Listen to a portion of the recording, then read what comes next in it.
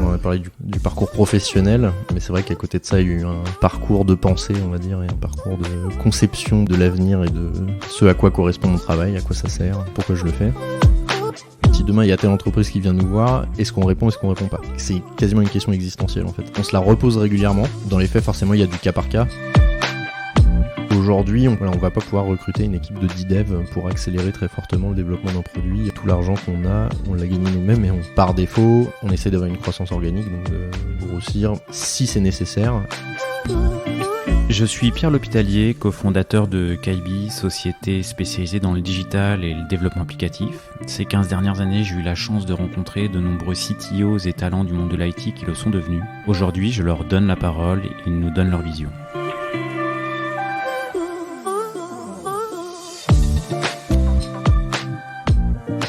Eh bien, aujourd'hui, je suis en compagnie de Benoît Petit, qui est co-founder et CTO de la société Hublot. Merci Benoît d'avoir accepté l'invitation. Merci à toi de me recevoir. Et puis, merci d'avoir accepté. Et puis, courageux, parce que tu es venu à vélo et on est dans la vague de froid de janvier. Donc, félicitations également. Merci. Non, c'est pas grand-chose. Avec le bonnet, ça marche mieux. Avec le bonnet, ça marche bien. Bon, très bien. Je commence juste le podcast, comme ça m'arrive souvent. On a été mis en relation par Gaël Duet, que j'ai reçu sur le podcast, et qui m'avait dit Hublot, ils font des trucs bien, ce serait bien de les contacter. Je vais te mettre en relation, et te voilà. Donc, merci à lui. Et me voilà, il est sympa Gaël, merci. Voilà. Du coup Benoît, est-ce que tu peux, on va passer un bon moment sur ton activité chez Hublot notamment, mais est-ce qu'avant d'y arriver, est-ce que tu peux présenter rapidement les premières étapes de ton parcours ? Bien sûr. Donc moi au départ j'ai plutôt un profil infrastructure IT, donc j'ai commencé à travailler dans une petite entreprise qui s'appelait Ypon Hosting à l'époque, qui était une entreprise rachetée par Ypon Technologies. D'accord. Et qui faisait de l'hébergement. Donc c'était un peu particulier, on était une entreprise d'hébergement dans les locaux de chez Ypon, au milieu des consultants qui eux ne restaient pas dans les locaux, donc on était un petit peu les ovnis. Donc j'ai commencé comme ça à faire de l'hébergement IT, de la virtualisation. On avait travaillé sur du cloud privé à l'époque. Ensuite j'ai travaillé chez un Quelle année ? Parce que c'était tôt alors du coup. Voilà, attends, du coup tu m'obliges à... Je suis pas bon avec les dates, mais du coup j'ai eu mon diplôme en 2013 ou quelque chose comme ça, et donc ça devait être dans la foulée puisque c'était mon stage de fin d'études et puis mon premier boulot. Après j'ai travaillé chez un opérateur télécom qui s'appelle WeFirst. Ok. Qui est un opérateur qui fait plus les professionnels, les casernes militaires, les bureaux de poste, ce genre de choses, qui n'est pas un opérateur grand public. Donc là j'ai fait un petit peu de réseau, j'ai vu un peu un cœur de réseau opérateur. Alors je m'en occupais pas, mais c'était une bonne expérience pour ça. C'est gros. Je pense que c'est pas le plus gros parce qu'on n'était pas le plus gros opérateur de France, loin de là, mais en tout cas ouais, c'était très intéressant. Puis il y avait l'occasion de voir des machines qu'on voit pas normalement quand on fait de l'IT, donc c'était rigolo. Tu parles de quelle machine là du coup, par exemple ? Tout ce qui est des gros routeurs, des gros switches de cœur, comment ça marche quand on fait des peerings avec d'autres opérateurs, avec des hébergeurs, avec des fournisseurs de services, etc. Donc ça c'est des choses que j'ai vues à ce moment-là, et puis faut vraiment travailler dans le cœur de réseau pour s'en occuper, sinon le reste du temps quoi. Tu les revois plus après. Ouais c'est ça, mais c'était formateur quoi, c'était instructif, j'ai bien aimé. Et puis après ça j'ai travaillé chez WeScale, qui est une société de services spécialisée dans le cloud, et enfin chez Voodoo, donc qui est une start-up qui fait, une start-up, c'est une scale-up maintenant, ils sont plutôt assez gros, qui fait des jeux vidéo sur mobile. Et maintenant me voilà chez Hublot.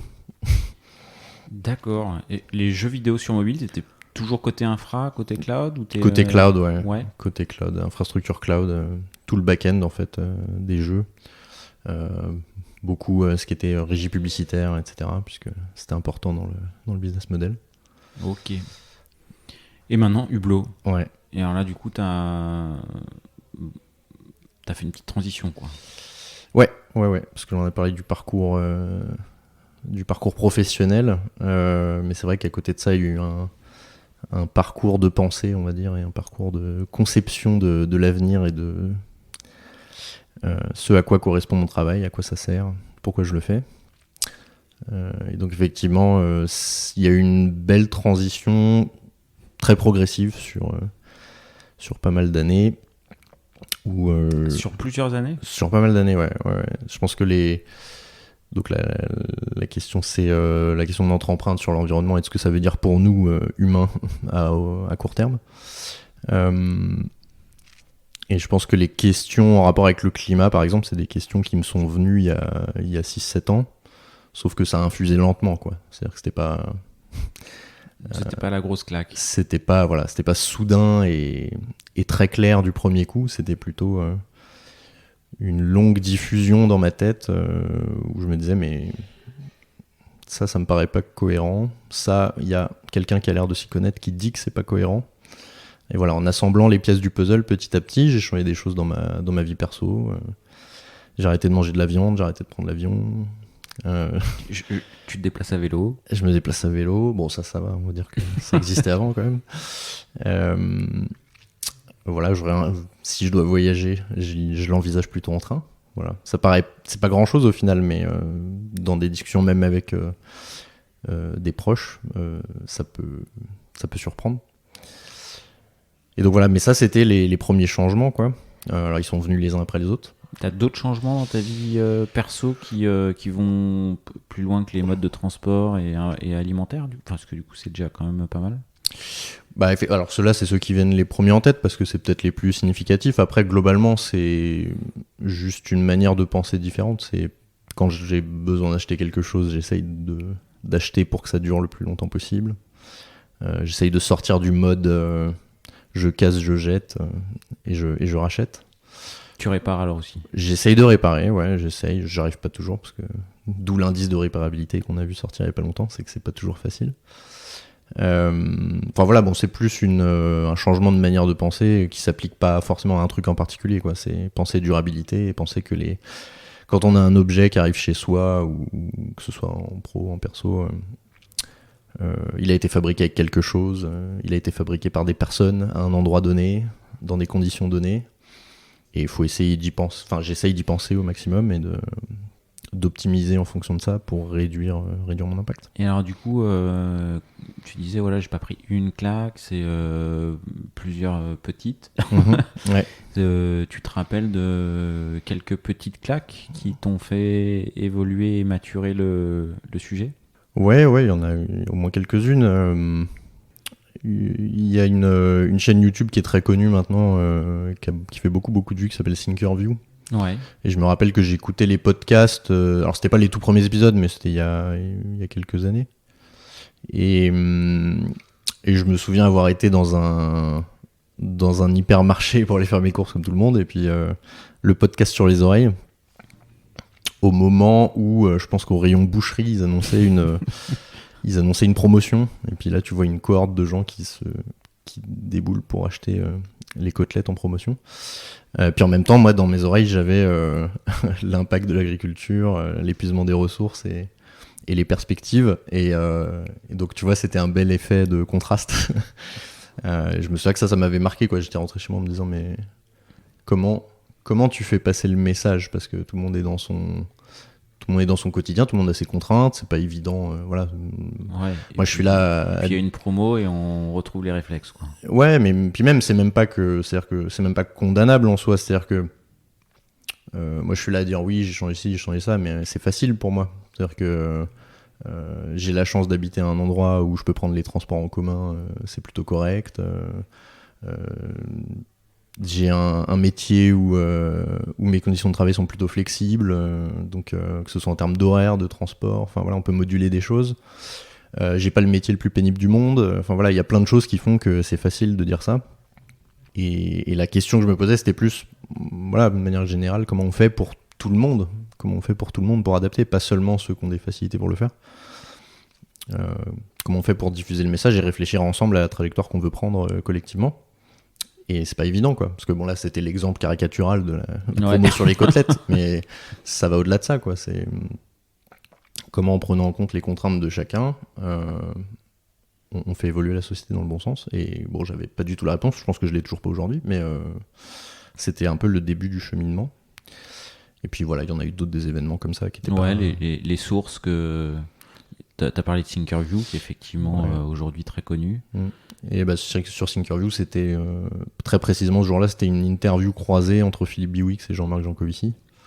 Okay. Et donc ça parlait énergie, mode de consommation des ressources. Bon, bah là, ça fait longtemps que je l'ai pas... je l'écoutais il y a longtemps, cet épisode, donc je me rappelle plus du détail, mais de toute façon, c'est des thèmes qu'ils abordent en permanence. Et ouais, ils sont très constants sur le... Il y a plein de choses, il y a plein de choses disponibles, quoi. Et d'autres lectures qui t'ont amené à lecture, source, auteur, conférencier. Alors il y en a eu pas mal qui m'ont marqué. Il y en a qui m'ont marqué depuis que je m'intéresse en particulier, c'est le sujet du Hublot, depuis que je m'intéresse en particulier aux impacts environnementaux liés au numérique. Donc il y a Aurore Stéphan par exemple, qui fait un super travail sur on va dire la vulgarisation de la thématique consommation de ressources minérales, consommation de métaux. Ouais, qui est passé sur Thinkerview aussi. Qui est passé sur Thinkerview aussi plus récemment, exactement. Et qui est un vrai sujet, parce que par exemple, on envisage d'électrifier un certain nombre d'usages et de se baser sur des panneaux solaires, des éoliennes, des batteries, des systèmes intelligents, des smart grids, des j'en passe. Mais en fait, les métaux dont on aurait besoin pour faire ce genre de choses, ils sont aussi nécessaires pour le numérique. Donc comment on arbitre ? Qu'est-ce qu'on fait ? Est-ce qu'on continue de vendre des écrans 8K incurvés avec des batteries à l'arrière ou est-ce qu'on essaye de réduire notre dépendance au pétrole ? Enfin voilà, bon, c'est des vraies questions. Puis il y en a eu d'autres. Aurélien Barraud, sur un aspect un peu plus... avec un pas de recul, je dirais. Un peu moins une approche ingénieure. Il nous faut X, mais on a X-2, comme on fait. Plutôt, qu'est-ce que ça veut dire au niveau des valeurs ? Pourquoi c'est si difficile à entendre ? Pourquoi c'est si difficile de changer ? Quels sont nos modèles de réussite ? Pourquoi on les a ? Voilà, c'est des sujets que je maîtrise pas du tout, mais je trouve ça intéressant de se poser la question et d'écouter, de réfléchir à ce genre de sujet, en plus de réfléchir à l'aspect comptable et à comment on fait concrètement. Bon, donc toi, tu as réussi à déconstruire un petit peu tes mythes et du coup à passer à l'action dans le monde perso et également à essayer d'avoir de l'impact dans le monde pro. En tout cas, j'essaye. Je sais pas si j'ai déconstruit. Je pense pas que j'ai déconstruit tous mes mythes. Clairement, je suis en cheminement comme tout le monde. Mais en tout cas, j'essaye. Et effectivement, un des premiers réflexes, mais ça avait commencé à me travailler chez Voodoo, donc l'expérience précédente. C'était comment j'évalue l'impact des services que je mets en place et que je maintiens. Déjà juste ça, quoi. Est-ce que je suis capable de donner un chiffre ? Est-ce que je suis capable de comparer ça à autre chose ? Est-ce que je suis capable d'identifier des grandes masses d'impact et du coup de savoir quoi faire si je veux améliorer les choses ? Et donc comme beaucoup de gens, j'étais absolument incapable de le faire. C'était pas un sujet à ce moment-là pour l'entreprise, donc j'ai commencé à creuser un petit peu. Et puis, comme tout bon informaticien, je me suis dit, oula, mais les machines, ça consomme de l'énergie. Donc il y a peut-être un truc à faire. Voilà, donc je me suis dit, bon, comment j'estime la consommation d'énergie que consomment les services ? Donc c'est mon premier réflexe, ça a été de développer un logiciel pour mesurer la consommation d'énergie des serveurs, qui s'appelle Scaphandre, qui est un logiciel open source. C'est vraiment la première chose que j'ai fait en m'intéressant à ce sujet-là, spécifiquement au numérique.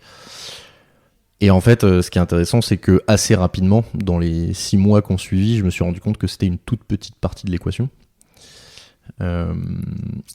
J'ai commencé à travailler avec des personnes avec Laurent et Eric, donc qui sont aujourd'hui mes associés chez Hublot. Parce qu'en fait ils étaient en train de monter une association avec aussi Romain et Sébastien, que je salue. Ils étaient en train de monter une association qui s'appelle Boavista, et l'idée c'était de rassembler à la fois des professionnels du privé et des universitaires pour réfléchir à ces questions-là, quoi. Comment on évalue les impacts, qu'est-ce qu'on en comprend aujourd'hui, comment on fait pour les comprendre avec plus de finesse, et comment on peut pousser des recommandations et des pistes d'action pour les entreprises, pour l'État, pour toute organisation. Donc j'ai commencé à travailler avec eux dans un cadre associatif, et c'est en travaillant avec eux que je me suis rendu compte que bon, c'était pas inintéressant ce que je faisais, mais que c'était une toute petite partie du sujet. Et que c'est un sujet qui est en fait extrêmement vaste. Donc on en a parlé tout à l'heure, il y a la question des métaux, mais plus global, même de manière peut-être plus accessible dans un premier temps, l'évaluation de l'impact carbone d'un service numérique, ça se résume pas du tout à l'énergie, quoi. Ça en fait partie, mais c'est pas suffisant. Il y a la question de savoir quel matériel j'ai fait fabriquer. De toute façon, dans le numérique, c'est un peu la règle d'or, quoi. Quand on sait pas où chercher, cherchons d'abord la matérialité. Et en général, on tombe sur quelque chose d'intéressant. Pour toi, c'est la question Alors, elles sont difficiles, ce genre de question est difficile, parce que quand on dit c'est la question centrale, c'est toujours une question de périmètre et d'objectif, quoi. De quoi on est en train de parler et qu'est-ce qu'on cherche à faire. Donc oui, la matérialité du numérique, c'est souvent un élément central. Donc on va dire que c'est une bonne piste quand on démarre. C'est un sujet au niveau des équipements utilisateurs. Voilà, les équipements utilisateurs, c'est au moins la moitié des impacts du numérique au sens large. Et encore, quand je dis ça... les équipements, c'est la moitié. Les équipements utilisateurs, c'est facilement la moitié. Alors, pendant longtemps, même encore aujourd'hui, hein, il y a encore pas mal d'études qui disent que c'est plus, que ce serait 70%, etc. Moi, je prends des pincettes. On parle des PC, des imprimantes... Des smartphones, des écrans 4K, voilà, tout ce qui est équipement d'utilisateur final du numérique. Et donc là, quand on a fourni, quand on a juste fourni, on les a pas utilisés, le fait de les fournir, les avoir fait fabriquer, venir et autres, pour toi, c'est entre 50 et 70% de l'empreinte, quoi. C'est pas pour moi, hein, pour le coup, c'est vraiment pour le coup, il y a consensus que c'est au moins la moitié des impacts. Et alors, au moins la moitié des impacts, c'est les équipements utilisateurs, et 80% de cet impact, c'est la fabrication. Donc ça, pour le coup, c'est acté. C'est consensuel. Le doute, il est plus sur est-ce qu'on est à 50 ou 70%.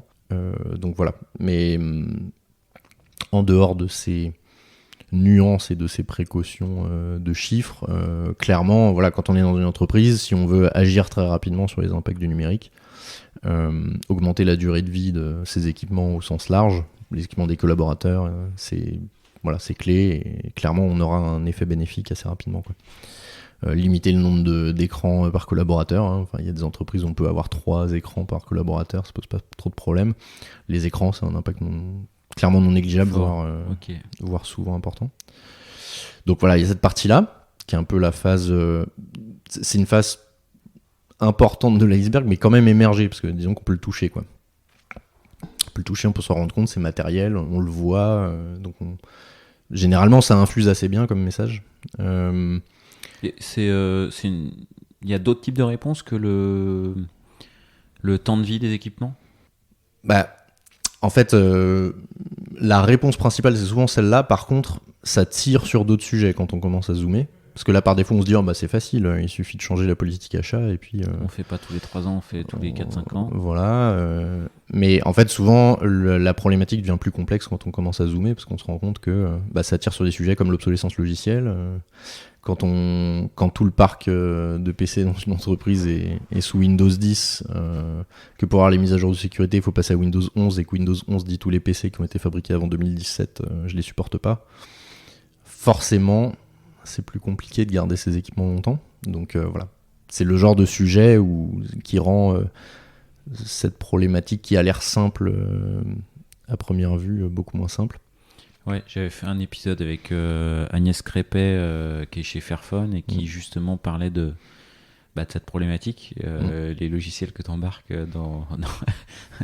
dans les téléphones, faut qu'ils fonctionnent sur le téléphone d'avant et celui d'après, quoi, effectivement. Ouais, exactement.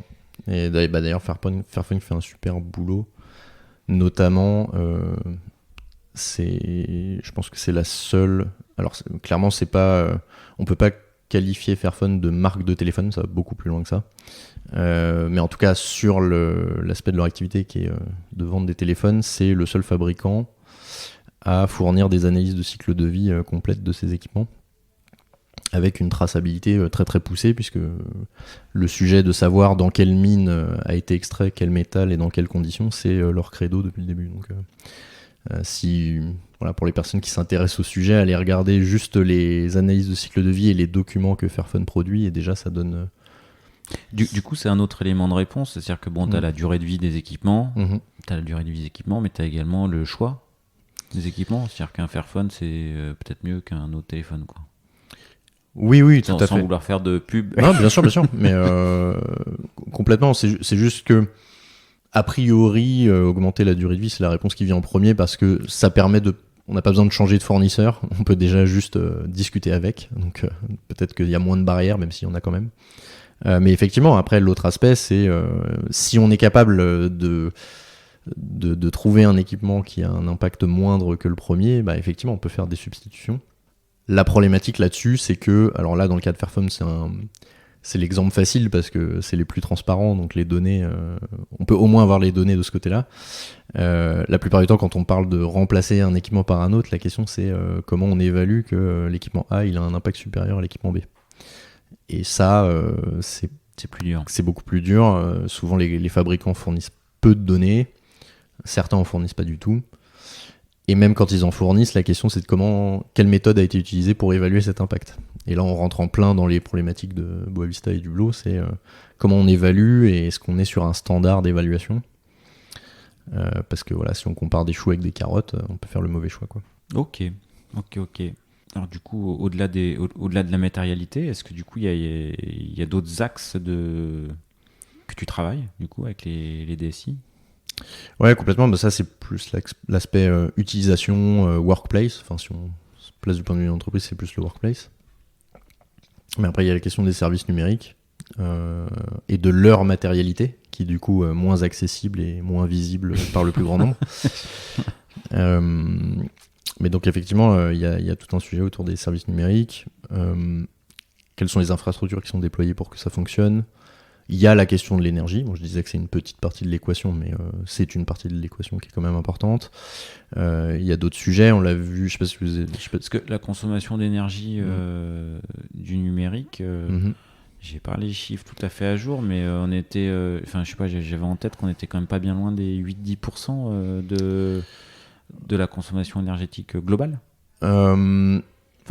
C'était en croissance folle. Ouais, les chiffres que j'ai en tête, c'est consommation d'énergie du numérique à échelle mondiale, c'était entre 1400 et 1800 TWh. Donc pour référence, la France consomme tout secteur confondu à peu près 480 TWh par an. Donc c'est plusieurs fois la France, quoi. Mais comme je disais, voilà, ça c'est l'énergie. Pour traduire ça en émissions de gaz à effet de serre ou en consommation de métaux, c'est d'autres calculs. Mais en tout cas, oui, c'est non négligeable, c'est clairement non négligeable. Il y a notamment l'Agence internationale de l'énergie qui a publié récemment, qui a mis à jour ces chiffres récemment, parce qu'en fait, c'est assez intéressant quand on creuse les données sur ce sujet-là, on se rend compte qu'il y a des organismes qui sont plutôt conservateurs, d'autres qui sont plutôt, on va dire, pessimistes. Ouais, plus pessimistes que d'autres. Et même des universités qui sont plutôt, qui publient des études plutôt conservatrices, d'autres un peu moins. L'IEA, pendant longtemps, c'était un organisme qui publiait des données qui étaient plutôt, on va dire, plutôt gentilles, quoi. Plutôt rassuristes. Et en fait, ils ont mis à jour leurs chiffres récemment et ils commencent à s'aligner avec le reste du monde. Et donc, on se rend compte que ce soit des sujets comme les data centers, les réseaux, les crypto-monnaies ou autres grandes tendances, oui, l'augmentation elle est significative. Sur les data centers, les derniers chiffres du coup les derniers chiffres agrégés par l'IEA, c'est entre plus 10 et plus 60% de consommation d'énergie sur les 6 dernières années. Les réseaux, c'est quelque chose du même acabit. Les crypto-monnaies, c'est plus 3000%. Voilà. Et donc, c'est L'important, ouais, effectivement, comme tu disais, c'est pas forcément le chiffre global, mais c'est plus la tendance, quoi. Sachant que dans l'autre sens, on est censé réduire à la fois nos émissions de gaz à effet de serre, notre consommation de ressources pour éviter un crash civilisationnel. Dans l'autre sens, on a des courbes qui sont tout à la hausse du côté du numérique. Donc le numérique a des intérêts. L'idée, c'est pas de dire il faut arrêter d'en faire complètement, c'est pas le sujet. Le sujet, c'est de dire comment on fait coïncider tout ça et pour le mieux, quoi. Ok. Et du coup, quand tu aides des DSI, enfin, grosso modo, tu adresses juste des DSI? C'est quoi ton activité chez Hublot? C'est principalement ça, j'imagine? Il y a des DSI, il y a des startups, donc on pourrait dire que c'est des DSI aussi, mais Plus petite. plus petites. On travaille pas mal pour l'ADEME. Ouais. On a fait plusieurs papiers pour l'ADEME sur l'impact des équipements reconditionnés, histoire d'objectiver à quel point un équipement reconditionné c'est moins impactant qu'un équipement neuf. Bon, faut avoir quand même des données pour baser des décisions. Une étude aussi sur l'impact du numérique à l'échelle d'une région. Voilà, c'est des sujets, quand on élargit le champ d'observation au-delà d'une organisation, il y a d'autres questions qui rentrent en compte. Et voilà. De côté Hublot, c'est à peu près ça, nos clients. Et après, ce qui est intéressant dans Boavista, par contre, où là on est contributeur au même titre que pas mal d'autres entreprises, c'est que justement on partage nos use cases et on partage nos problématiques. Donc là, nous on n'est pas là en tant que prestataire, on est membre comme les autres et on se fait des retours d'expérience sur les différentes manières d'évaluer dans différents contextes et comment réduire les impacts. Et du coup, on voit des choses assez larges dans des types d'organisations qui se ressemblent pas. Et c'est très intéressant. Et alors, du coup, vis-à-vis de tes clientes, quand tu es mandaté pour... tu fais une étude, est-ce que ça t'arrive de sentir que il y a une démarche un peu greenwashing ou pas? Alors en fait, c'est un sujet... greenwashing ou fausse bonne volonté, quoi. Ouais. En fait, c'est un sujet auquel on fait super attention depuis le départ. On a pris au moins, avec côté Hublot, on a pris le temps au moins 3 ou 4 fois de se poser et de réfléchir pendant un certain temps à cette question et de se dire, ok, si demain il y a telle entreprise qui vient nous voir, est-ce qu'on répond pas? Et c'est quasiment une question existentielle en fait. Donc on se la repose régulièrement. Dans les faits, forcément, il y a du cas par cas parce que il peut y avoir un nom d'entreprise qui nous plaît pas parce qu'on a l'impression que la démarche est pas la bonne. Par contre, nos interlocuteurs peuvent avoir foncièrement et de manière sincère la bonne démarche. Et des fois, ça peut être l'inverse. Il peut y avoir une entreprise qui a l'air d'être vertueuse dans l'approche. Et quand on vient nous voir, la demande ne nous semble pas correspondre à nos valeurs et ce qu'on a envie de faire. Donc c'est hyper complexe. Comment vous le filtrez ou vous le sentez, ça? Justement, en fait, on aimerait bien avoir un pattern, mais je crois que c'est pas possible, quoi. On le fait. Du coup, c'est pour ça que je dis il y a forcément du cas par cas, parce que à chaque fois, on se pose la question de manière générique et on se dit, ok, on va essayer d'identifier un go-no-go pour nous simplifier la vie, et en fait, au final, on se retrouve à en discuter parce que c'est jamais aussi simple. Mais donc, pour autant, on a déjà eu des demandes qui étaient a priori pas du tout, qui étaient pas suffisamment alignées avec la manière dont on voit les choses. Après, des fois, c'est difficile de savoir si c'est pas aligné parce que justement il y a une fausse volonté ou une mauvaise volonté dès le départ, ou si c'est mal aligné parce que il y a une incompréhension ou une compréhension partielle du sujet. Et des fois, ça peut arriver. Nous, chez Hublot, on a pour projet là de lancer une thèse sur les impacts indirects du numérique. Ça, c'est une question qui divise. Et on a pas mal de demandes qui ne prennent en compte que les impacts directs. Donc les impacts directs sont ceux dont on a parlé, émissions de gaz à effet de serre, les métaux, voilà, ça veut dire quels sont les impacts qu'ont les services ou les équipements numériques quand on les fabrique, quand on les utilise, c'est direct. Les impacts indirects, c'est quel est l'impact du service numérique sur la société et donc indirectement sur les impacts environnementaux du comportement des utilisateurs. Et ça, pour le coup, voilà, ça aussi, c'est une question qui rentre en jeu. Si demain, on nous demande d'optimiser une plateforme de services numériques qui permet de vendre des billets d'avion, bah, la question se pose en fait. C'est-à-dire que peut-être que la demande elle est foncièrement sincère et bien intentionnée. Mais que l'effet rebond, il te plaît pas, quoi. Bah voilà, peut-être que les impacts directs ils seront significativement réduits, c'est pas impossible. Mais sauf que si derrière ça permet d'être plus performant à vendre des billets d'avion et en vendre plus, bah est-ce qu'on a tiré dans la bonne direction ? Et donc voilà. Donc dès qu'on rajoute ce genre de questions, alors, t'imagines que le go-no-go il est encore plus compliqué. Vous refusez beaucoup de trucs, du coup ? Non, on en a refusé quelques-uns, quoi. Enfin, pas des brouettes entières, mais c'est arrivé et de manière épisodique. Mais on sent que voilà, ça risque d'arriver de plus en plus parce que bah, on a la chance d'être sur un sujet où il y a de plus en plus de demandes, mais donc mathématiquement, on va certainement avoir de plus en plus de demandes. Ou ne serait-ce que se positionner sur la demande, ça va être compliqué. Et alors du coup,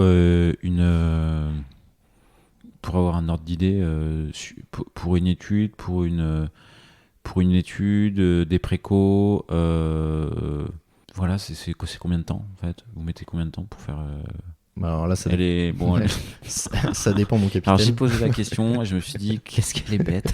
Non, mais ça dépend de la taille de la boîte. Ça dépend vraiment du périmètre aussi. C'est-à-dire que qu'est-ce qu'on étudie ? Est-ce qu'on étudie une DSI et son workplace ? Bon, bah là, c'est des choses qu'on a fait et refait. Certainement qu'on peut avoir des délais très courts. Est-ce qu'on étudie du service numérique où il faut mettre en place de l'outillage pour avoir de la remontée de métriques en continu ? Ça va dépendre de la granularité des données qu'on veut obtenir, quelle est la taille de l'infrastructure, est-ce qu'il faut développer des choses spécifiques pour pouvoir remonter ces métriques ou est-ce qu'on a déjà tout en magasin parce qu'on l'a déjà fait pour un autre client ? Et après, si on va sur des sujets plus... Ça vous arrive de développer des softs spécifiques pour un client ? Ouais, alors on essaye de... Bon, ça se réutilise, mais... Nous, on essaye d'alimenter des communs numériques, donc des outils open source, des données ouvertes, des méthodes ouvertes.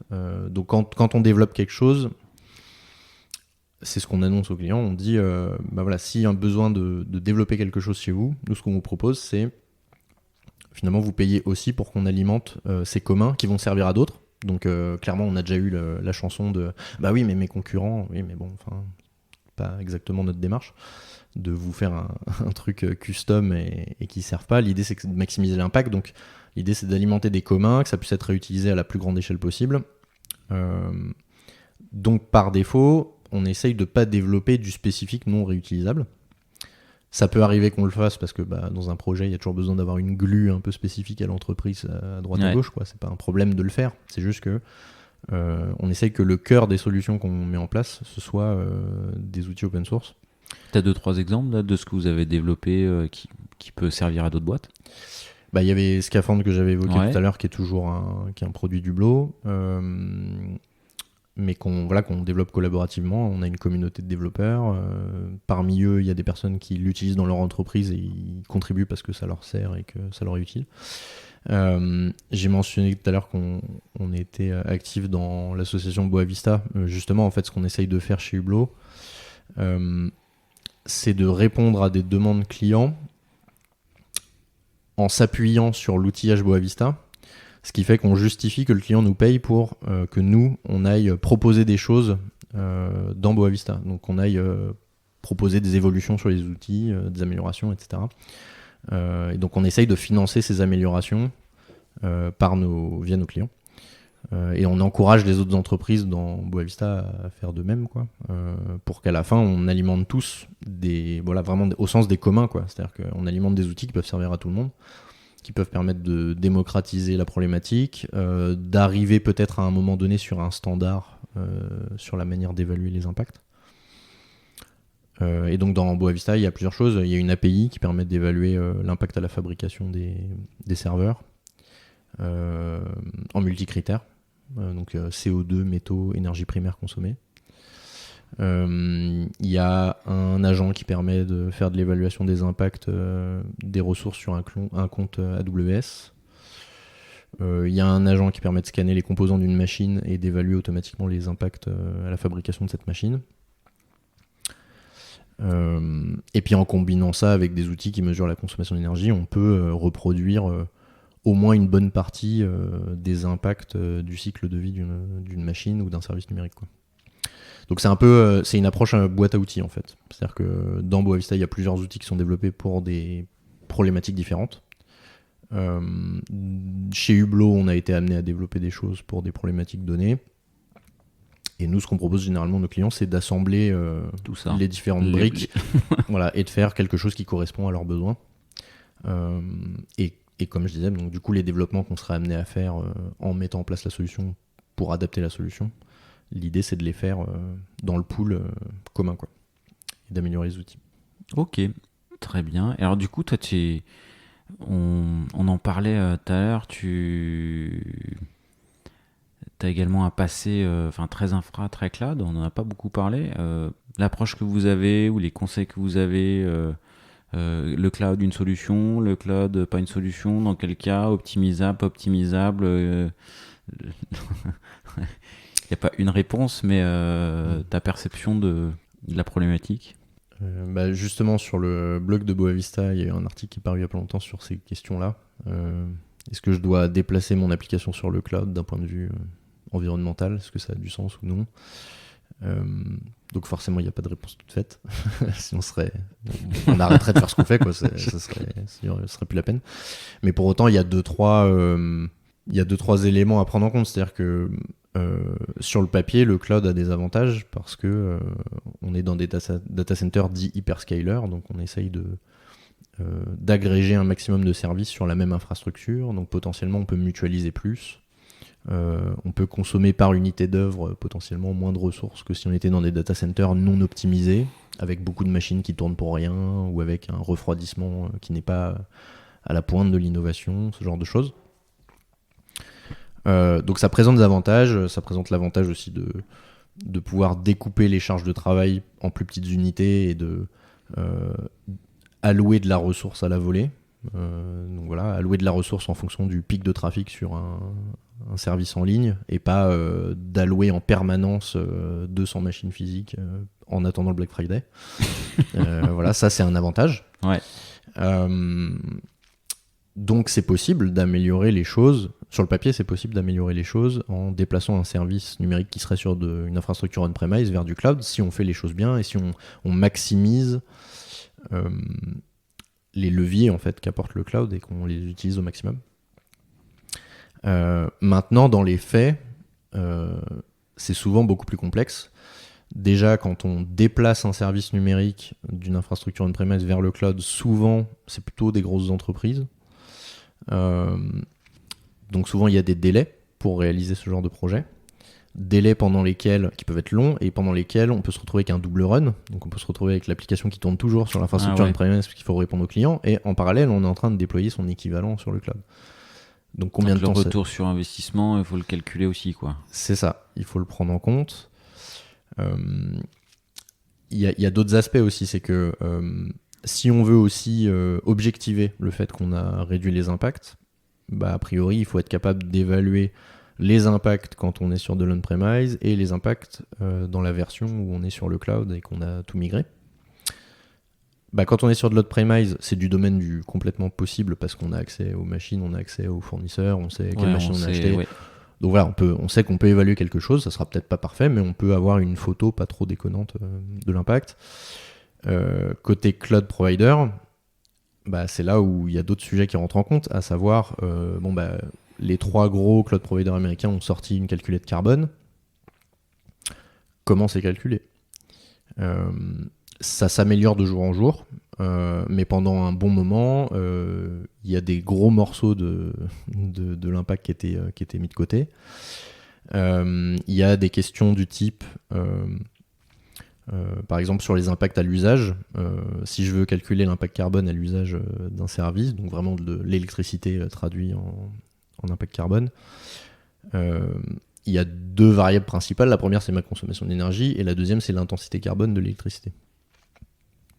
Et donc ça, communément, ce qu'on va utiliser, c'est une intensité carbone qu'on appelle location-based, parce que ça veut dire qu'on va prendre l'intensité carbone du pays dans lequel le service tourne, puisqu'a priori, c'est l'intensité carbone du mix électrique qu'on utilise. Pendant un bon moment, c'est en train de changer pour certains, mais pendant un bon moment, les cloud providers, par défaut, ils utilisaient une intensité carbone dite market-based, c'est-à-dire que dans le calcul, ils pouvaient faire rentrer les crédits verts, les bons d'achat d'électricité dite verte, et autres mécanismes de compensation. Et donc en fait, à la fin, on se retrouvait avec un impact carbone à l'usage qui était très faible, parce qu'ils considéraient que l'électricité qu'ils consomment est neutre en carbone, pour reprendre les termes marketing. Donc voilà, c'est ce genre de questions qui font que quand on veut objectiver, on n'est pas forcément sur les mêmes bases de calcul, et ça rend la question beaucoup plus complexe, il paraît. Pareil que sur les équipements. Par défaut, on se dit c'est évident, je peux faire ça, et puis en fait, quand on y regarde de plus près, c'est pas si simple. Ça l'est moins. Ouais, c'est ça. Ok. Ah mais il y avait un truc que je voulais aborder, parce que du coup, tu m'as dit avec Hublot, on a envie d'avoir de l'impact, on se met pas d'objectif de croissance, on s'en mettra pas. C'est des choix forts d'entreprise aussi. Vous êtes combien d'associés? Est-ce que vous êtes tous alignés, j'imagine, avec ça? On est 5 associés, ouais, c'est ce dont je t'avais parlé, c'est une réflexion commune, quoi. C'est pas juste moi. Pas de levée de fonds, être indépendant. Ouais. Et savoir refuser des dossiers aussi, t'en parlais. J'imagine que quand on fait un peu cette transition-là et ces choix-là, il y a aussi des choix qu'on fait financièrement. Effectivement. Aujourd'hui, on peut pas, on va pas pouvoir recruter une équipe de 10 devs pour accélérer très fortement le développement d'un produit dans des délais courts, parce que tout l'argent qu'on a, on l'a gagné nous-mêmes et on peut pas l'emprunter à quelqu'un. Enfin, en tout cas, on pourrait dans l'absolu. On s'interdirait pas, si on avait un besoin très fort, bien identifié, d'aller faire un prêt ou d'essayer d'obtenir une subvention sur tel ou tel sujet. Enfin, dans l'absolu, pourquoi pas. Mais c'est juste que par défaut, on essaie d'avoir une croissance organique, donc de grossir si c'est nécessaire et en fonction du volume de dossiers qu'on arrive à traiter, quoi. Du coup, ce que j'entends, c'est que tu n'as pas de problème de volume d'activité aujourd'hui, en fait. On est c'est plutôt récent, hein. Donc c'est pas comme si on avait un volume d'activité incroyable. On a un volume d'activité qui est croissant, donc ça c'est hyper encourageant, et qui nous laisse penser que on va pouvoir s'en sortir sans lever de fonds, sans se poser ces questions-là. Donc du coup, on est très content parce que ça nous permet d'être en phase avec ce qu'on aimerait faire.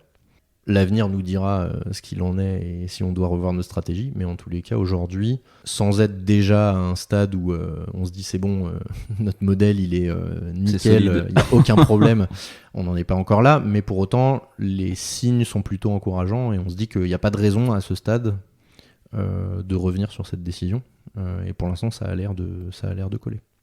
Ok, donc business en croissance. Vous faites de la formation aussi ou pas?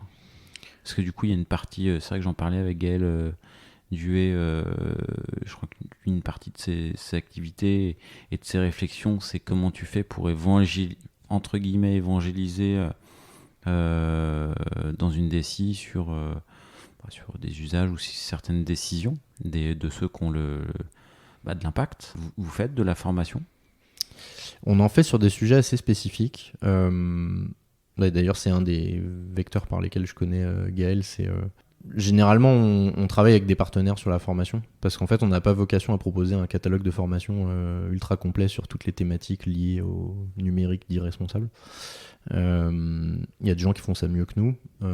Et donc, justement, avec Gaël, on a déjà travaillé ensemble via The Green Companion, qui est un collectif de spécialistes de ces sujets-là, avec des compétences complémentaires qui essayent de proposer des offres de formation.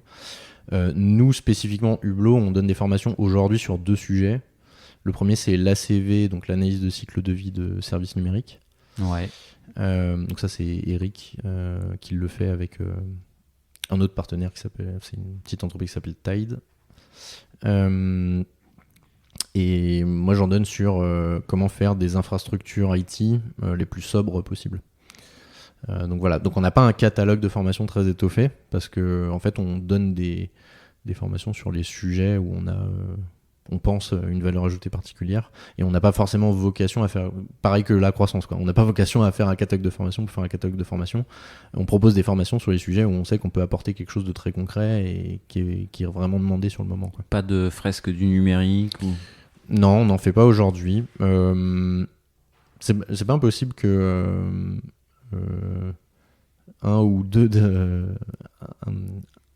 une ou deux personnes parmi nous aient déjà fait des fresques. Je crois bien que c'est le cas. Je pense que Mylène... Ouais.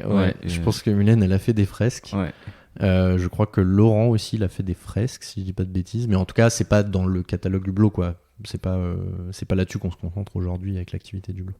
Et alors du coup, la formation dont tu parles sur comment faire une infra sobre, est-ce que c'est adapté à la feuille blanche ou c'est adapté à une infra legacy et ma cible c'est que ça devienne sobre? Alors l'objectif tel que je l'ai conçu, c'est plutôt comment je fais pour transformer petit bout par petit bout mon infrastructure pour la rendre la plus sobre possible. Après, en fait, c'est comme tous les sujets, hein. C'est sûr que quand on parle de la feuille blanche, on s'enlève plein de problématiques. Mais par défaut, oui, c'était plutôt le deuxième use case que j'essaye de cibler. Et sur ce use case-là, tu donnais quelques éléments de réflexion tout à l'heure sur quand je fais le choix d'un move to cloud, faut que je fasse gaffe à combien de temps va durer mon double run. Est-ce que tu as sans donner l'information en 2 minutes, mais est-ce qu'il y a 2, 3, 4 grands éléments d'approche? Ouais, il y en a plus que 3-4, quoi. Il y a ça, il y a cet aspect un peu projet, durée du projet, conditions.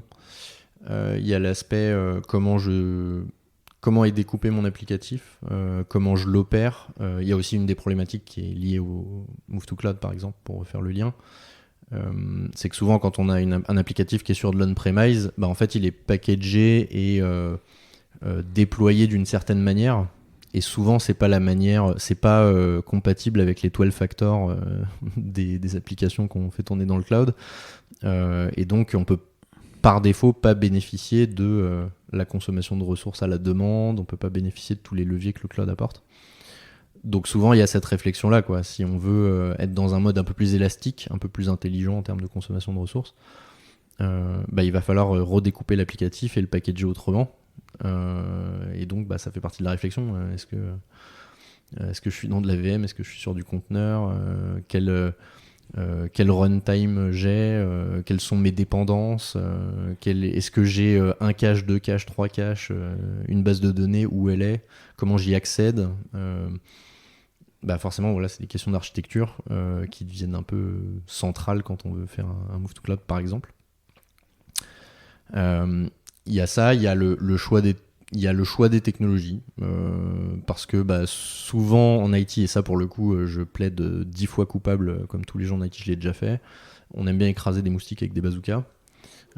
Donc on sort des services ultra avancés avec énormément de fonctionnalités qui font plein de choses, qui sont hyper intelligents, parce que c'est le trend du marché et qu'on se dit je vais me faire un joli CV, pour en fait au final répondre à des besoins qui sont relativement simples. Donc revenir à la simplicité et revenir à la juste réponse pour le juste besoin, souvent ça fait partie de la réflexion. Donc ça peut être que ce soit pour orchestrer des VM, orchestrer des conteneurs, gérer de la data. Ça aussi, souvent il y a des grosses réflexions d'optimisation sur comment je gère mon data lake, comment je gère mes traitements de données en masse. Et il y a rarement de réflexion sur, mais en fait, est-ce que en entrée, je n'ingère que les données nécessaires, ou en fait, est-ce que je suis en train d'ingérer toutes les données possibles et inimaginables dans le doute, en me disant peut-être à un moment donné ça va me servir, et du coup je me retrouve à gérer des clusters Hadoop de je sais pas combien de téra, ou des technologies super avancées pour traiter des use cases qui fonctionneraient à la NASA, quoi. Alors qu'au départ, si ça se trouve, j'ai besoin de 10 fois moins de données en entrée.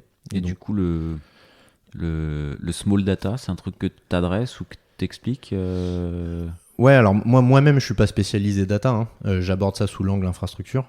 Mais effectivement, ça fait partie des axes, c'est repenser le besoin. En fait, c'est en permanence repenser le besoin, quoi. Ça me fait penser à un épisode que j'avais enregistré avec Luc Julia, qui est spécialiste, enfin pas mal IA, IoT et autres, et qui effectivement disait après le big data, ce sera peut-être le small data.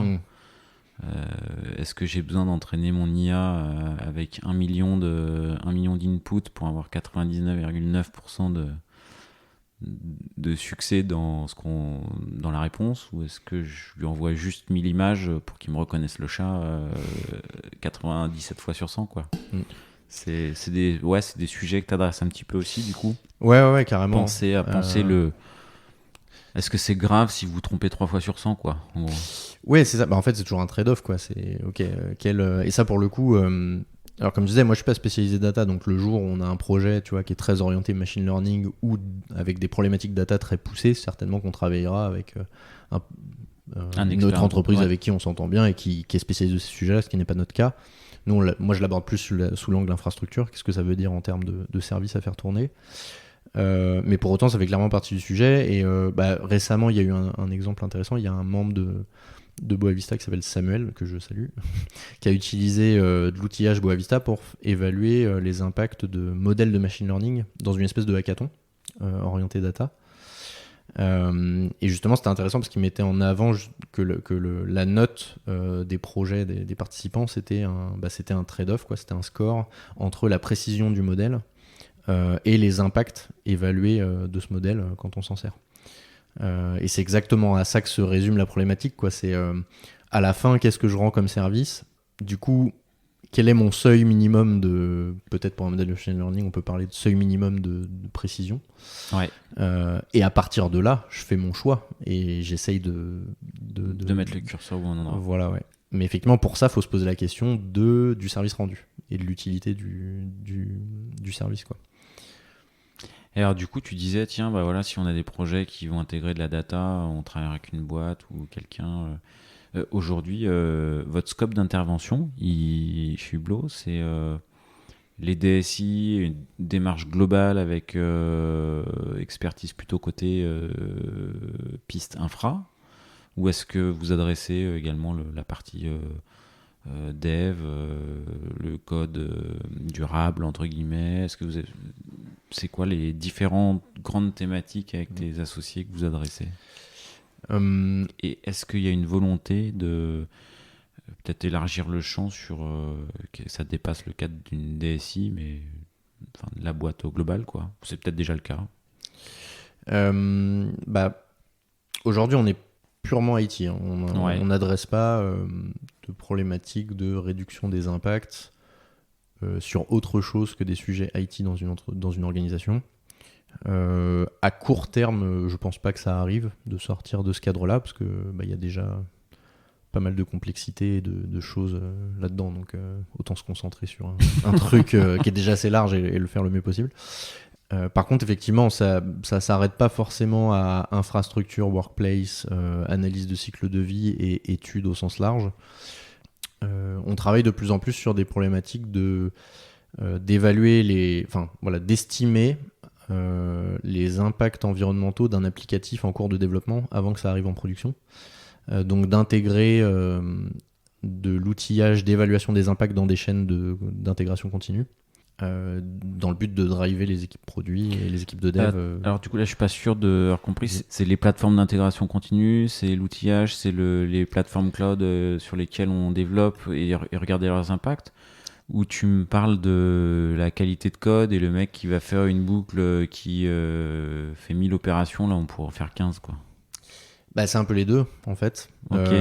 Parce que alors là le sujet dont je parlais c'était spécifiquement les plateformes d'intégration continue, dans le sens où l'idée c'est la plupart des entreprises elles ont leur chaîne de CI préférée. L'idée c'est d'arriver avec de l'outillage qui est capable d'évaluer les impacts environnementaux de l'application et de les intégrer dans cette chaîne, de manière à ce que dans les tests et dans les métriques, on n'ait pas que des tests de non-régression, des tests de qualité, des tests de coverage, des tests d'intégration et j'en passe. Tu voudrais dire que tu aurais un truc qui va tester la perf d'un algo, la perf de... Ce qu'on va tester à ce stade, en tout cas, ce qu'on teste, ce qu'on évalue et ce qu'on remonte comme résultat, c'est les impacts environnementaux de l'application. Donc en gros, c'est une estimation de l'impact carbone de l'usage de l'applicatif dans un scénario de test en particulier. Une estimation. Alors ce qu'on fait aussi, par défaut, c'est qu'on, comme d'habitude, on essaye de prendre en compte toutes les phases du cycle de vie. Et donc du coup, dans ce cas-là, ce qu'on considère, c'est la machine de CI. Donc ça va pas être représentatif de la production, mais l'idée c'est de dire je vais pas seulement évaluer les impacts qui sont liés à la consommation d'énergie de mon applicatif, mais je vais aussi évaluer les impacts de la fabrication de la machine qui est en train de le faire tourner. Donc l'idée c'est plus de montrer en permanence que l'impact du software se résume pas à son seul usage, mais ça comprend aussi les implications qu'ont la complexité du software et la manière dont il est fait sur le matériel, et que du coup il faut à chaque fois prendre en compte l'impact du matériel dans l'équation.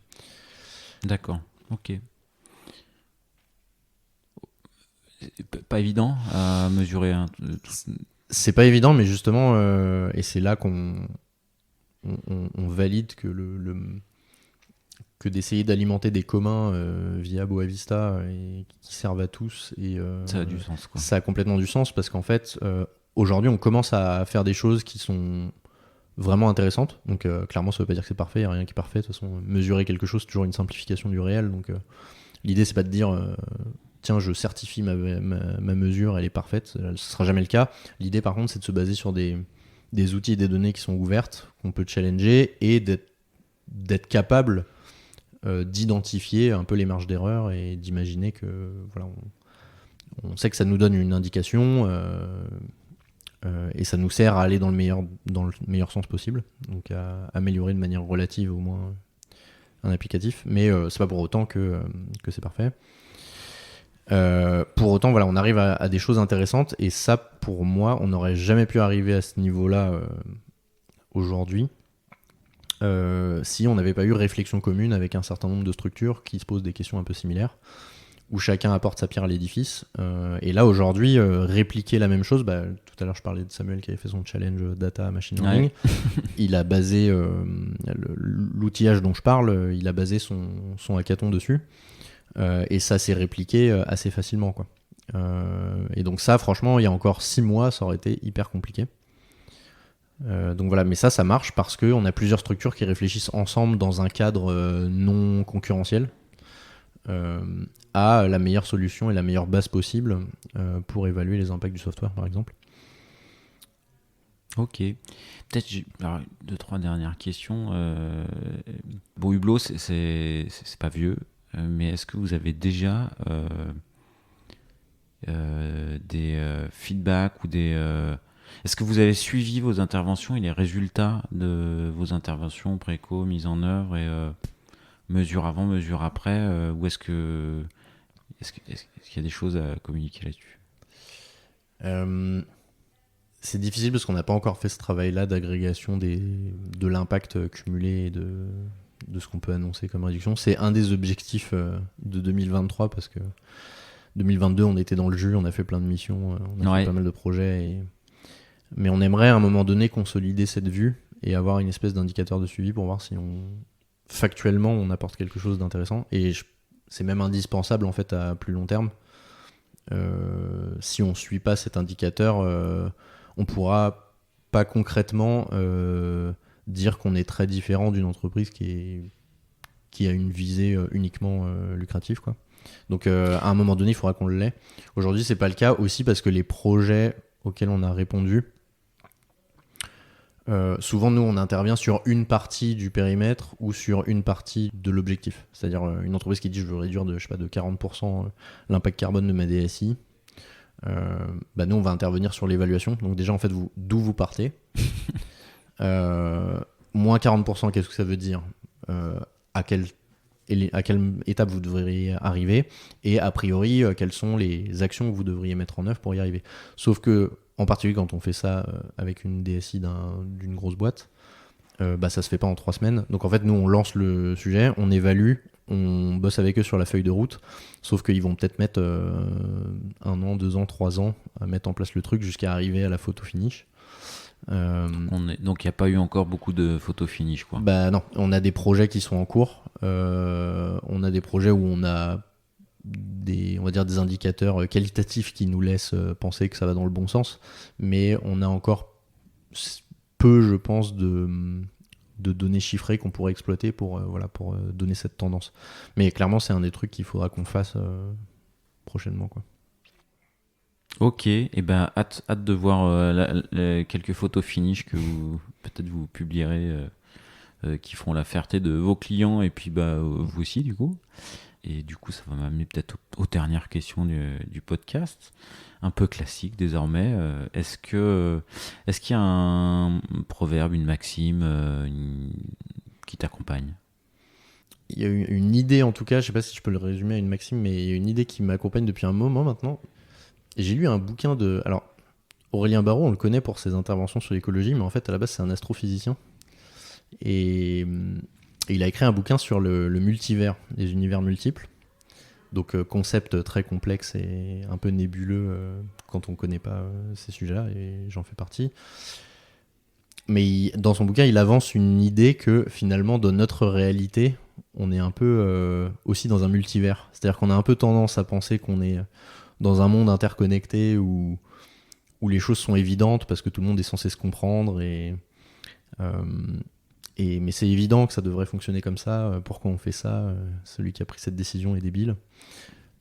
Et en fait, justement, l'idée qu'on est dans une espèce de multivers de notre réalité, j'aime bien cette idée parce que je me dis, ça permet de se rappeler que, par exemple, toi, ça se trouve, t'as ton univers, tu vois.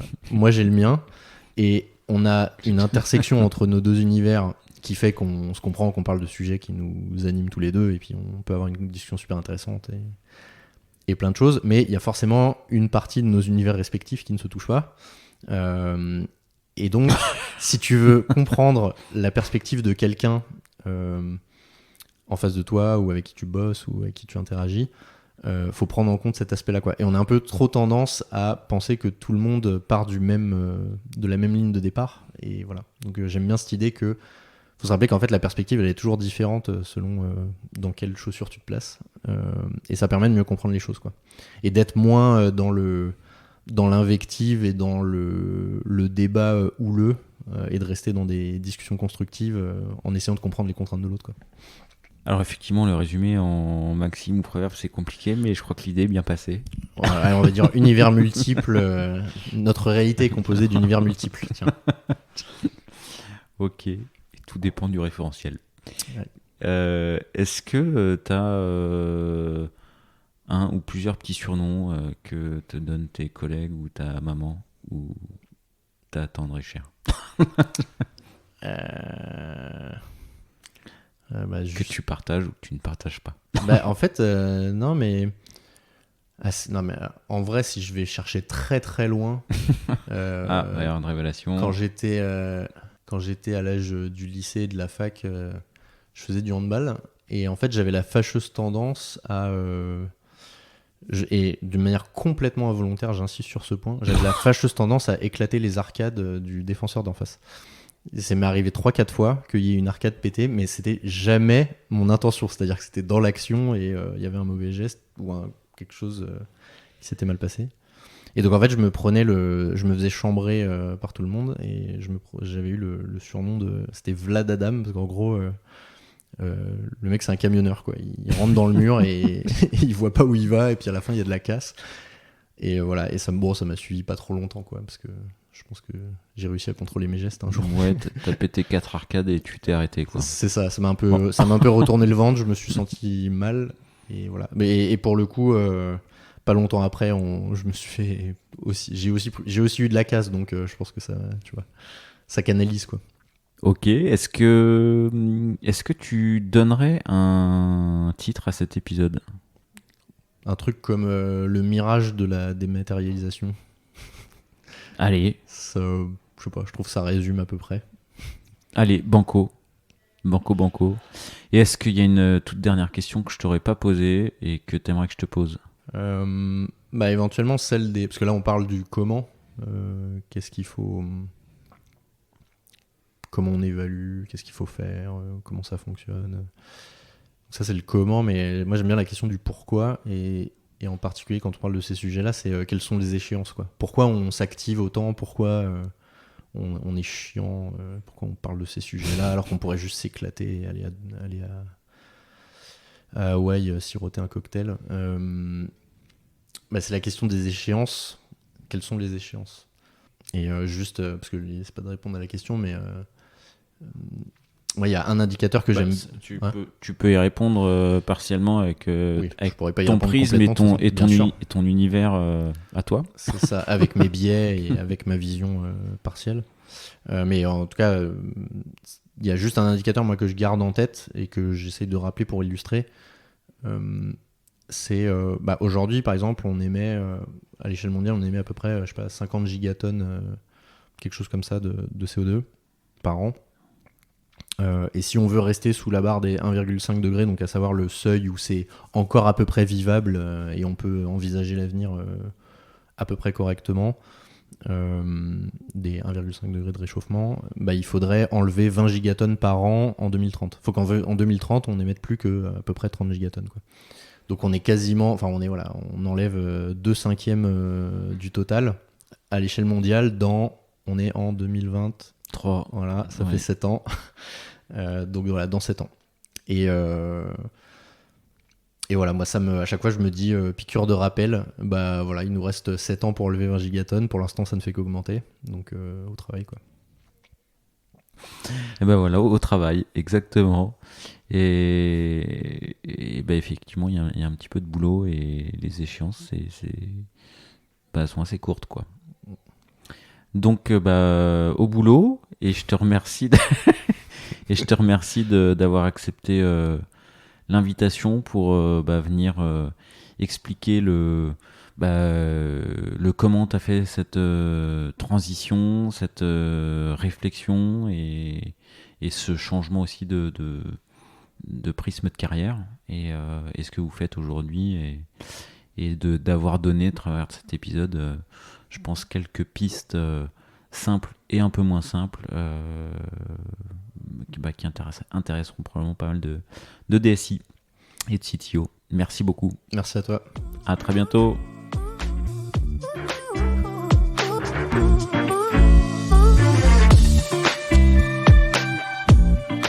L'épisode est terminé, j'espère qu'il vous a plu et si c'est le cas, c'est le moment de prendre 2 ou 3 secondes de plus pour 2 ou 3 clics. Un petit clic pour un pouce bleu ou un petit clic pour un partage aux copains ou un petit clic pour vous abonner et ne pas rater le prochain épisode. À très bientôt.